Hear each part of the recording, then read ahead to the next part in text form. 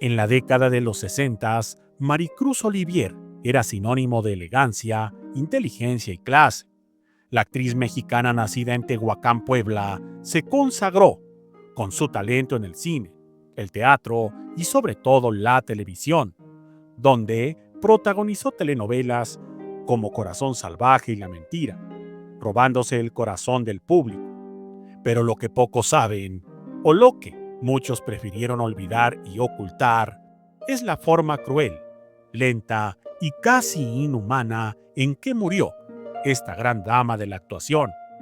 Y lo peor, que su agonía fue usada como herramienta de promoción por un hospital privado, sin escrúpulos, que, en vez de aliviarla, la mantuvo con vida artificialmente, para usar su caso como ejemplo médico y publicitario. Sí, Maricruz Olivier murió de SIDA en 1984, pero antes de morir fue víctima de una maquinaria cruel, silenciosa y poderosa, una que lucró con su imagen, con su dolor y con su final. Antes de comenzar, quiero manifestarles que el objetivo de este canal es informarles a través de investigaciones en periódicos, revistas, libros e internet sobre la vida y obra, pero sobre todo aquellos aspectos que por algún infortunio padecieron estos grandes de la farándula, los cuales galardonaron el cine y la televisión mexicana. Por tanto, en ningún momento se tiene la intención de difamar o lastimar la imagen de estos grandes. Sin más, ¡comenzamos!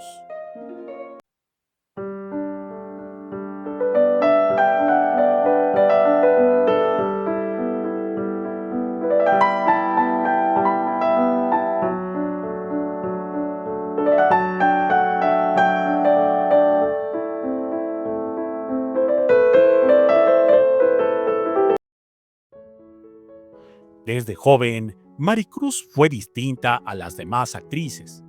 No buscaba el escándalo, no se colgaba de galanes de moda y evitaba las entrevistas personales. Era reservada, disciplinada y muy culta. Hablaba inglés perfectamente, leía literatura rusa y practicaba meditación. A lo largo de su carrera, Maricruz trabajó con figuras como Ignacio López Tarso, Ofelia Guilmain, Julissa y Eric del Castillo. Todos coincidían en que era una de las mejores actrices dramáticas del país, pero en la intimidad, Maricruz ocultaba más de lo que el público imaginaba. Sus amistades eran contadas, no hablaba de su vida amorosa y mantenía en total secreto un estilo de vida que en aquella época se consideraba riesgoso para una dama del espectáculo. Fue en el año de 1983 cuando Maricruz comenzó a sufrir un cuadro clínico que confundió a sus médicos. Fatiga crónica, fiebre constante, infecciones extrañas. En un inicio se pensó que era leucemia o algún tipo de linfoma, pero tras varios análisis y una prueba de laboratorio enviada a los Estados Unidos, el diagnóstico cayó como una bomba entre su círculo cercano.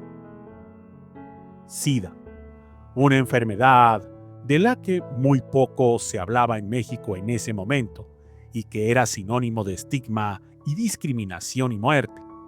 Maricruz entró en estado de pánico y su familia muy católica decidió mantener todo en secreto.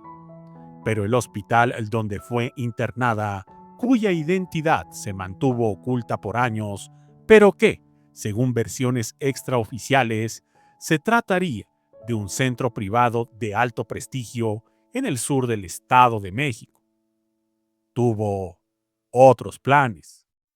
En ese hospital, algunos doctores sabían perfectamente que el caso de Maricruz Olivier sería mediático y que también sabían que ese hospital tenía una unidad de enfermedades inmunológicas que necesitaba apoyo y prestigio. Por eso, según testigos que trabajaron como enfermeras en esa época, se comenzó a documentar el deterioro físico de la actriz. Se tomaban fotografías, notas clínicas detalladas, se filmaban procedimientos médicos, todo sin el consentimiento informado de Maricruz. La mantenían sedada, pero viva. En vez de pasarla a cuidados paliativos o permitirle morir en paz, la sometieron a tratamientos experimentales, transfusiones riesgosas y hasta pruebas con retrovirales que apenas se empezaban a estudiar. Todo esto con la promesa de salvarle, supuestamente, la vida. Pero en el fondo era una vitrina, un caso de estudio, una oportunidad publicitaria. Durante esos meses, el hospital filtró discretamente la información a ciertos medios médicos.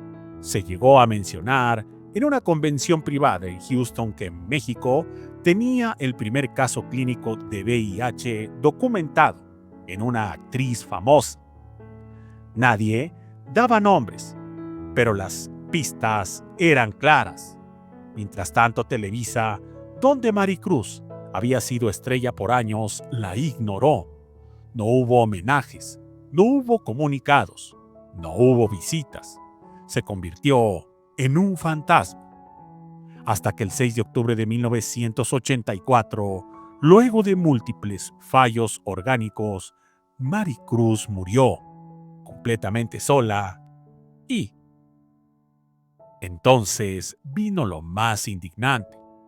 El hospital emitió un comunicado asegurando que había hecho todo lo humanamente posible para salvarle la vida a esta gran actriz, y mencionaron el avance de su unidad de inmunología. Usaron su muerte como propaganda. Años después, la verdad empezó a filtrarse en círculos teatrales y artísticos.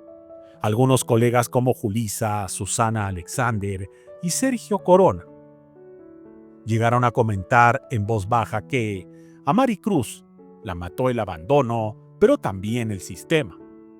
El hospital siguió funcionando, creciendo, expandiendo su red de clínicas privadas por todo el país. Hoy, casi nadie habla de Maricruz Olivier. Su legado fue silenciado, su enfermedad estigmatizada y su agonía usada como herramienta de marketing. Pero nosotros no olvidamos, y por eso en este canal te contamos lo que otros no se atreven, porque detrás de cada estrella hay una verdad escondida, y a veces esa verdad arde más que el reflector. Muchas gracias y hasta la próxima.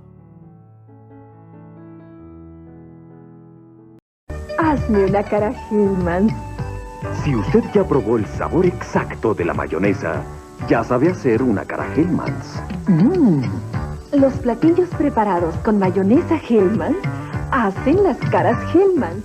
Usted también. Haga una cara Hellmann's.